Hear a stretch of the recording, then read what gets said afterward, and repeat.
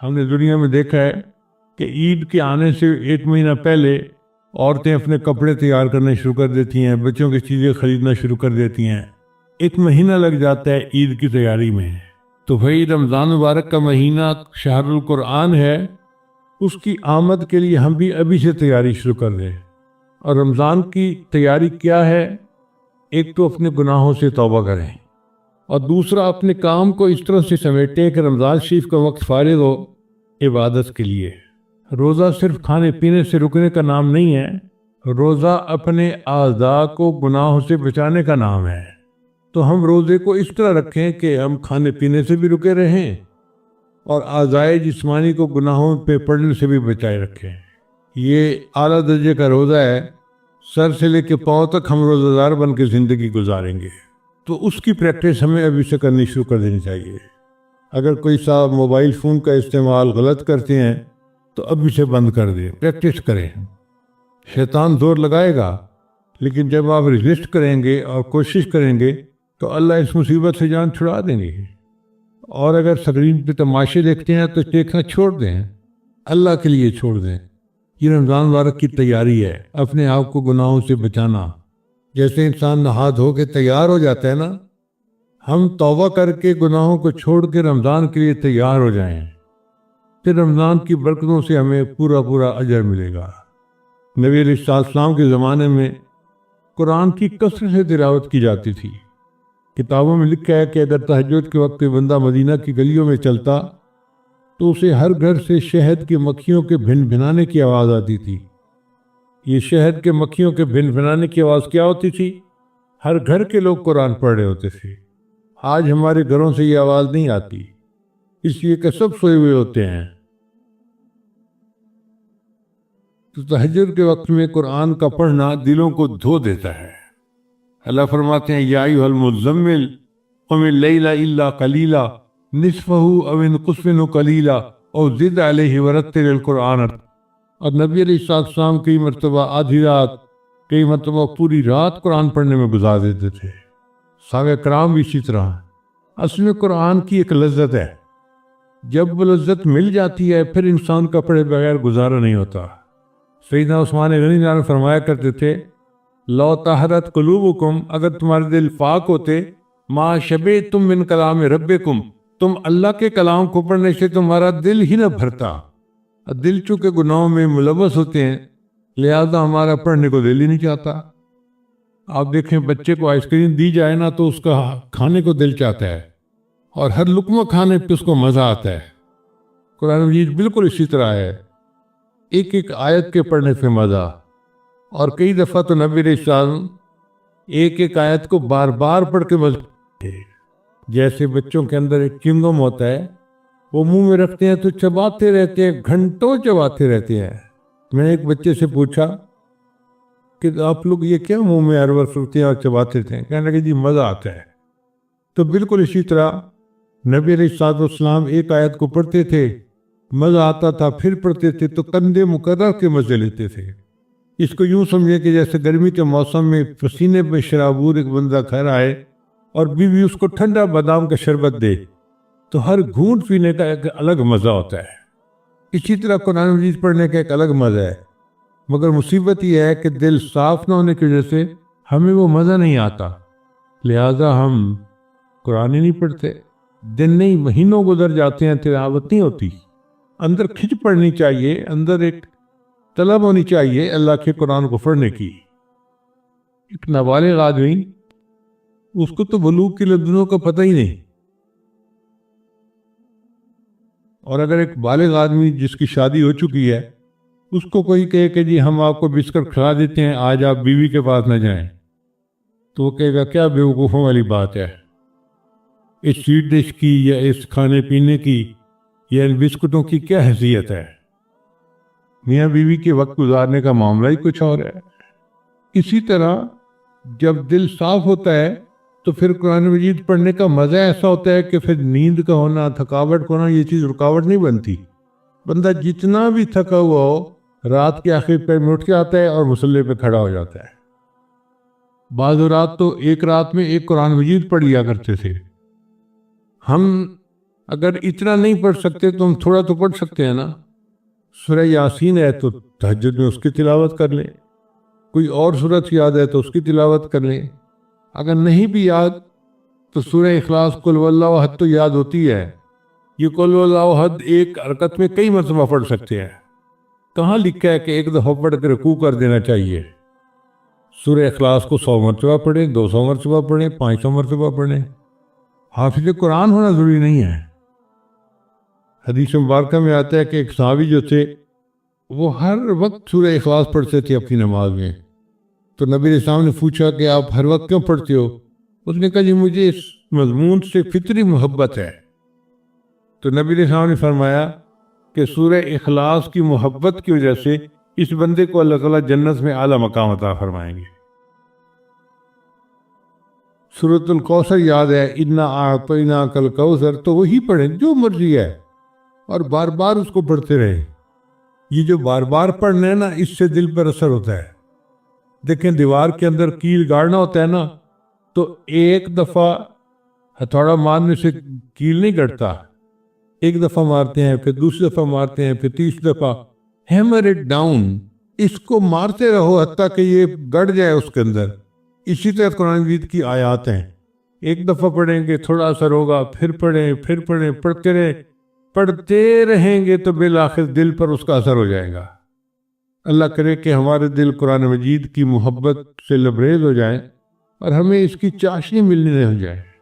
ہم روحانی طور پہ بالغ بن جائیں، پھر اٹھتے بیٹھتے ہمیں قرآن پڑھنے کا شوق ہوگا. سیدنا صدیق کے قرآنوں کے بارے میں آتا ہے کہ وہ قرآن مجید پڑھتے تھے تو سننے والے پہ اثر ہو جاتا تھا. یعنی ان کے قرآن مجید کا اثر ایسا تھا کہ سننے والے کا دل متوجہ ہو جاتا تھا. چنانچہ ایک مرتبہ انہوں نے حبشہ ہجرت کا ارادہ کیا تو جانا چاہتے تھے، تو راستے میں قریش مکہ میں سے کوئی بندہ مل گیا. اس نے کہا ابو بکر کہاں جا رہے ہو؟ فرما دیا کہ مجھے نبی علیہ السلام نے اجازت دے دی ہے، میں حبشہ ہجرت کر کے جا رہا ہوں. اس نے کہا نہیں آئیں، میں آپ کو اپنے گھر اپنی امان میں رکھتا ہوں، کوئی آپ کو ہاتھ نہیں لگا سکے گا. تو اس نے اپنے گھر میں حضرت ابوبکر صدیق کو امان میں رکھ لیا. صدیق کے قرآن وہاں رہنے لگے، مگر فارغ وقت میں بیٹھ کے قرآن پڑھتے تھے. اب جب صدیق قرآن پڑھتے تو گھر کی عورتیں جب وہ قرآن سنتی تو ان کے دل کھینچتے تھے.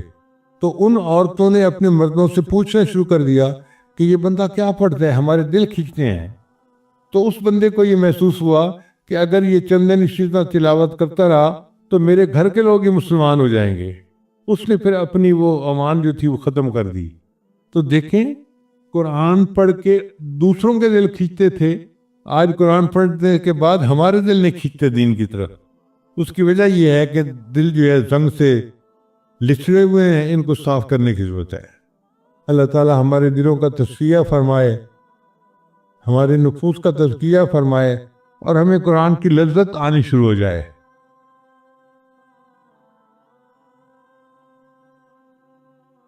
قرآن مجید کی محبت انسان کے دل کو منور کرتی ہے اور ایمان کو بچاتی ہے. چنانچہ ایک پاکستانی مسلمان کا واقعہ میں نے کتاب میں بھی لکھا ہے کہ وہ امریکہ میں انجینئر کی جاب کرتا تھا اور دفتر میں اس کے ساتھ ایک امریکن لڑکی بھی جاب کرتی تھی. اب لڑکی کافی حور پری قسم کی چیز تھی تو لڑکا اس کے ساتھ متعلق ہو گیا. ایسا عاشق ہوا کہ اس کا دل چاہتا تھا کہ جو مرضی ہو میں نے شادی اسی سے کرنی ہے. ایک دن موقع پا کے اس نے لڑکی کو کہہ دیا کہ میں تم سے شادی کرنا چاہتا ہوں. اس نے کہا کہ میں اپنے والدین سے بات کروں گی. اس کے والدین پکے عیسائی تھے. ان کا یہ کیسے ہو سکتا ہے کہ ایک پاکستانی ہو اور مسلمان ہو اور ہماری بیٹی کی اس سے شادی ہو جائے. تو لڑکی نے کہا جی کہ میرے والدین تو تیار نہیں ہیں. لڑکے نے کہا بھائی جو شرط رکھیں گے میں قبول کروں گا، میں نے ہر حال میں شادی کرنی ہے. اب والدین نے شرطیں رکھی. پہلی شرط کہ اگر ہماری لڑکی کے ساتھ شادی کرنی ہے تو تم اپنے گھر والوں سے رابطہ ختم کر دو، پاکستان کوئی فون نہیں کرنا، والدین سے، رشتہ داروں سے، بہن بھائیوں سے رابطہ ختم. اس نے شرط مان لی. دوسری بات کہ تم جس ایریے میں رہتے ہو وہاں سے مکان چھوڑ کر تم ہمارے گھر کے قریب مکان لوگے. اس نے یہ شرط بھی مان لی۔ پھر تیسری شرط کہ ہم عیسائی لوگ ہیں اور ہم سنڈے کے دن اپنے چرچ میں جاتے ہیں، تو تم بھی سنڈے کے دن ہمارے ساتھ چرچ میں جایا کرو۔ ان کا مقصد یہ تھا کہ جب یہ جائے گا تو کچھ دنوں کے بعد یہ عیسائی ہو جائے گا۔ اس نے یہ بھی شرط مان لی۔ پھر انہوں نے ایک شرط اور رکھی کہ ہم کوئی چیز بیٹھ کے کھائیں گے نا تو یہ انکار نہیں کرے جائے کہ میں یہ نہیں کھا سکتا، یہ نہیں کھا سکتا، یہ نہیں کھا سکتا، جو ہم کھائیں گے اس کو کھانا پڑے گا۔ مقصد یہ کہ ذبیحہ کا گوشت ہے یہ بغیر ذبیحہ کے، یا سور کا گوشت ہے یہ جو مرضی ہے یہ کھائے گا۔ لڑکے نے یہ بھی بات مان لی۔ آپ یوں سمجھے کہ لڑکے نے اس کی خاطر ہر بات کو قبول کر لیا۔ تو ماں باپ کہنے لگے ٹھیک ہے، اگر یہ اپنا دین چھوڑ کے ہماری طرح بننا چاہتا ہے تو ہم بیٹی کی شادی کر دیں گے۔ لو جی، شادی ہو گئی، اور شادی کے بعد وہ پاکستانی لڑکا اچانک ہی غائب ہو گیا۔ نہ دوستوں کو پتا کہاں گیا ہے، نہ ماں باپ کو پتا، کسی سے رابطہ ہی نہیں۔ اس نے جاب چھوڑ کے کوئی دوسری جگہ جاب لے لی اور ایک شہر سے دوسرے شہر منتقل ہو گیا۔ سب لوگ بڑے حیران تھے، اس کو زمین کھا گئی یا آسمان پہ چلا گیا، کیا ہوا اس کے ساتھ؟ 3 سال اسی طرح گزر گئے۔ 3 سال کے بعد امام مسجد نے ایک دفعہ فجر کی نماز کے لیے مسجد کھولی تو یہ پاکستانی صاحب جو تھے یہ مسجد میں آئے نماز پڑھنے کے لیے۔ تو امام صاحب نے نماز کے بعد اس کو اپنے کمرے میں بلایا کہ بھئی آؤ بیٹھو، ایک کپ چائے کا پی لو۔ پتہ نہیں کہاں چلے گئے تھے، ملے ہی نہیں اتنے عرصے کے بعد۔ تو یہ نماز کے بعد ان کے کمرے میں آیا اور پھر اس نے اپنی سٹوری سنائی۔ کہنے لگا امام صاحب میں اس لڑکی کے عشق میں اتنا پاگل تھا کہ اندھا ہو چکا تھا، ماں باپ کو چھوڑ دیا، بہن بھائیوں کو چھوڑ دیا، اپنے ملک کو چھوڑ دیا، اپنی کمیونٹی کو چھوڑ دیا، مسلمانوں کی مسجد کی نمازوں کو چھوڑ دیا، ہر چیز کو چھوڑ دیا اور انہی کے رنگ میں رنگ گیا۔ 3 سال میں اس کے ساتھ اپنے گھر میں رہا، نہ میں نماز پڑھتا تھا نہ تلاوت کرتا تھا، لیکن میرے جو گھر کا دروازہ تھا نا اس کے سامنے ایک الماری سی تھی جس میں کتابیں لگی ہوئی تھیں، اور ان میں ایک قرآن مجید تھا جس کی سب جلد تھی۔ تو آتے جاتے میں اس قرآن کو محبت کی نظر سے دیکھتا تھا اور اپنے دل میں نادم شرمندہ ہوتا تھا، یا اللہ تیرا قرآن سچا ہے اور میں گندا ہوں اور میں اپنے نفس کی خواہش کے پیچھے اس لڑکی کے ساتھ تعلق جوڑ بیٹھا ہوں، تو مجھے معاف کر دے۔ کوئی عمل نہیں تھا مسلمانوں والا، شراب پیتا، سور کھاتا، وہی ڈانس پارٹیاں، وہی سارا کچھ گند، بس آتے جاتے قرآن کو محبت کی نظر سے دیکھتا تھا۔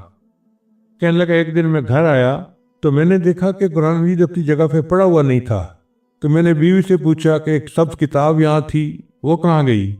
اس نے کہا میں نے گھر کی صفائی کی، اور جن کتابوں کو نہ آپ پڑھتے ہیں نہ میں پڑھتی ہوں، میں نے ان فالتو کتابوں کو ٹریش کین میں پھینک دیا ہے، گند کا ٹوکرا جس کو کہتے ہیں۔ کہنے لگے جیسے ہی میں نے سنا تو میں تو فوراً بھاگا باہر کی طرف، اور جو ٹریش کین پڑا ہوا تھا اس میں نے وہ کتاب نکالی اور میں اس کو چوم رہا ہوں اور میں اللہ سے معافی مانگ رہا ہوں کہ یا اللہ یہ تیرا کلام تھا، تیری کتاب تھی، ہم نے اتنی گستاخی کی کہ اس کو ردی کی ٹوکرے میں پھینک دیا۔ میں اس کو لے آیا اور گھر آ کے رکھا، تو بیوی مجھ سے پوچھنے لگی کہ تم یہ کیا جذباتی کام کر رہے ہو؟ تب میں نے اسے بتایا کہ یہ تو اللہ کا قرآن ہے اور میں محبت کی نظر سے اس کو دیکھتا تھا۔ اس نے کہا اچھا تمہارے اندر سے مسلمانوں والے جراثیم ابھی ختم نہیں ہوئے، میں جا کے اپنے گھر والوں کو بتاتی ہوں۔ وہ بریف کیس اٹھا کے اپنے ماں باپ کو بتانے چلی گئی، اور میں مسجد میں نماز پڑھنے کے لیے اپنے رب کو منانے کے لیے آ گیا۔ قرآن مجید کی محبت نے اس کے ایمان کو بچا لیا، وہ لوٹ آئے اپنی اصل کی طرف۔ آج فتنہ کا دور ہے، دجالی دور ہے، اس دور میں ایمان کو بچانے کے لیے قرآن کی محبت انتہائی اہم ہے۔ لہذا قرآن مجید کی تلاوت بھی کریں، اس کا ترجمہ، اس کی تفسیر بھی پڑھیں، اور اس کو جتنا یاد کر سکتے ہیں یاد بھی کریں، قرآن مجید کے ساتھ نتھی ہو جائیں تاکہ ہمارا ایمان محفوظ رہے۔ تو رمضان کا مہینہ آ رہا ہے، اس مہینے میں قرآن مجید کے ساتھ اپنی محبت جو ہے بڑھا لیجئے، اپنے تعلق کو بڑھا لیجئے، اور پھر اس کی برکتیں آپ دیکھیں گے کہ اللہ تعالیٰ ایمان کو بڑھائیں گے، اللہ تعالیٰ اپنا قرب عطا فرمائیں گے، اور اس قرآن کی برکت سے اللہ تعالیٰ ہمارے ایمان کی حفاظت فرمائیں گے۔ دعا ہے اللہ تعالیٰ ہمارے ایمان کی حفاظت فرمائے